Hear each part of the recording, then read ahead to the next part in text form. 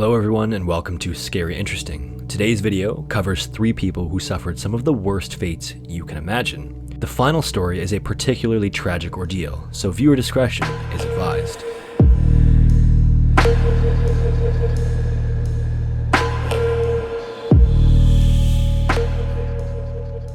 Yellowstone National Park is a national park in the United States that is famous for its wildlife and for its many geothermal features. Beneath Yellowstone is something called the Yellowstone Caldera, which is actually the largest volcanic system in all of North America. The magma chamber that is underneath Yellowstone is thought to be a single massive chamber that is 37 miles long, 18 miles wide, and 3 to 7 miles deep. At some point, this chamber is expected to erupt like it has at least 3 times in history and decimate most of North America. This caldera is responsible for much of the geothermal activity visible on the surface and manifests as geysers and hot springs. In fact, one of the most famous geysers in the entire world is located here, known as Old Faithful, because it erupts a jet of water every 60 to 90 minutes. The hot springs in the park are warmed by the geothermal activity and can range from lukewarm pools to bubbling cauldrons of steam and boiling water. Most of them are hotter than a very hot bath, and many of them are even hotter at just below boiling or literally boiling. Since 1870, 22 people have died in the park in the hot springs from either accidentally falling in or from carelessness, except for one. On July 20th, 1981, 24-year-old David Allen Kerwin was driving through Yellowstone in an area known as Fountain Paint Pot Thermal Area. This is an area that has a bunch of brightly colored blue, green, and orange hot springs that range from hot to boiling. He was driving with his friend Ronald Ratliff and Ronald's dog Moosey. At around 1 p.m., they parked in one of the visitor areas so they could get out and check out the colorful hot springs. As they were getting out, Moosey managed to jump out of the truck and took off towards the hot springs and immediately jumped right into a pool known as the Celestine Pool. Moosey immediately started yelping in pain from the water because the Celestine Pool he had jumped into has been measured at just a few degrees below boiling. David and Ronald sprinted over to the pool and got to the edge and called to Moosey, but in his panic, Moosey wasn't able to swim over to them. So, David decided that he couldn't just stand by and let Moosey die, and so he got ready to jump in the water after him. Some other visitors to the park noticed that he looked like he was going to jump in and tried to warn him not to jump because of how hot the water was. But David was determined to save Moosey, and so he brushed them off, took 2 steps back, and then dove in head first into the boiling water. He swam out to Moosey in the almost boiling water, and when he got him, he grabbed him and began swimming back to shore, but before he made it back, he slipped under the water. He ended up having to let go of Moosey and swam back to the edge all alone. When he got to the edge, he was already so weak that he could barely make it out, and Ronald had to help him out. In that brief second helping him out, Ronald even suffered 2nd-degree burns pulling him out of the water. Some other visitors helped David to the sidewalk, and reality had begun to sink in, and David would even say, quote, "That was stupid. How bad am I? That was a stupid thing I did." Exposure to the boiling water had left David blind and with 3rd-degree burns on 100% of his entire body. Some of the visitors then tried to help David get his shoes off, and in doing so, most of the skin peeled off of his foot. In fact, skin was peeling off of most of his body. He was eventually taken to Salt Lake City Hospital, but died the following morning from his burns. Unfortunately, Moosey wouldn't survive either. Although David acted bravely to try to save Moosey, ultimately, it was a decision that cost him his life. In the history of the park, many of the burns that visitors have gotten have been from saving pets that have accidentally gone into the boiling pools, because as beautiful as they are to look at, these pools are just extremely dangerous. Before dawn on October 11th, 2012, Jose Melena left to go work in Santa Fe Springs, California, where he worked as a maintenance worker for a canned goods food company called Bumblebee Foods. That morning, Jose was going about his day, performing his normal tasks, which included maintenance on one of the large machines in the factory. He walked into a large cylindrical opening of the machine and headed towards the back where the maintenance needed to be done. As he was working, all of a sudden, these giant pallets of tuna cans started rolling into the machine and blocked him at the back of the machine where he was doing the repair. Jose would have likely called out to the person who rolled the pallets in, but because of how loud it was in the factory, they weren't able to hear him. Then, Jose would have heard the horrifying sound of the door of the machine closing. What had happened was that his coworkers thought that he had gone to the bathroom and didn't realize he was inside the machine. Not thinking that anyone was in there, they then loaded all of the tuna cans in order to sterilize them, because the machine that Jose was working on and that his coworkers had just blocked him into was actually a giant pressure cooker. Inside the machine, with the door closed, Jose would have known that there was no way for his coworkers to know that he was in there.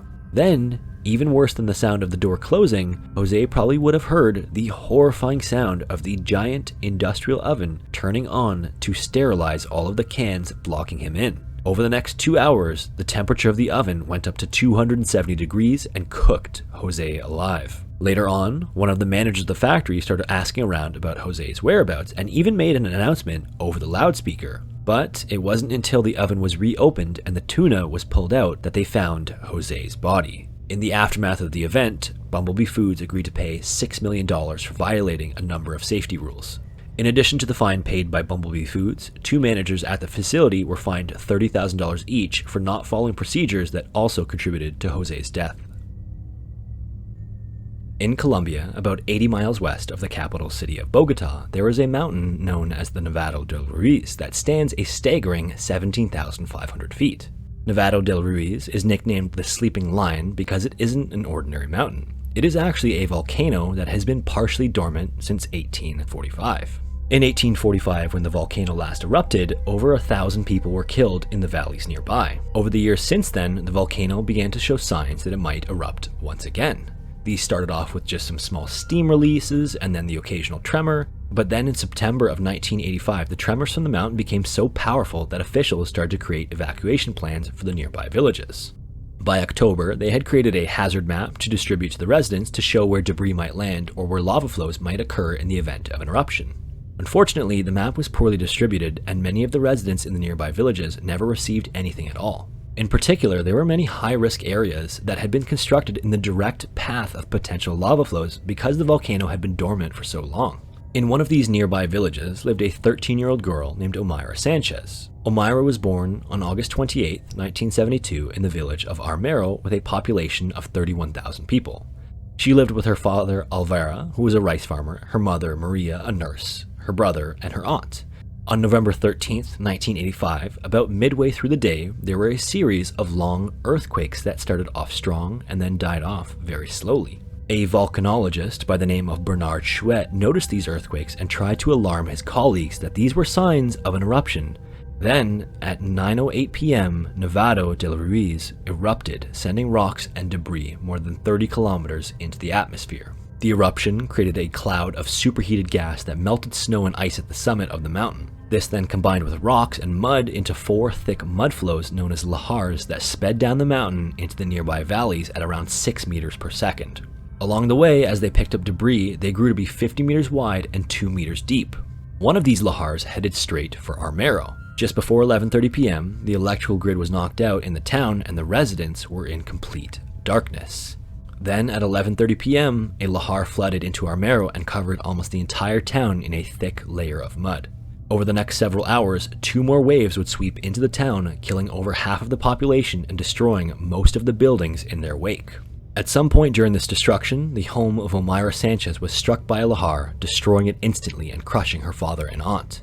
Omaira survived the initial impact, but the concrete foundation of the home had landed on her, pinning her in place. Even worse, the lahar was mixed with water that left a flood as it passed through, so Omaira was stuck almost neck deep in water. For a variety of reasons, the rescue operation didn't start until a few hours after the town had been struck.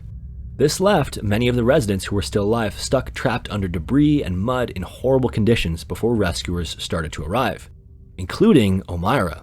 Omaira also had debris that had landed around her when her house had collapsed. In the first hours of being stuck, she was able to move some of the debris off of her in order for her to be seen by rescuers when they arrived on scene.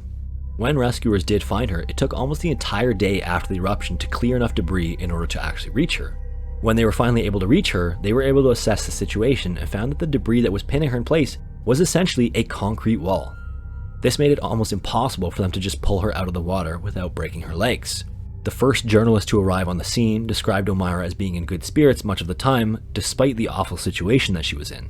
At times she was scared and cried, but at other times she was hopeful and prayed. As she waited to be rescued, she ate sweet foods and drank soda and would sing to the journalists on scene after agreeing to do some interviews. Over the next day, rescuers tried a bunch of different things to get Omaira out from under the rubble.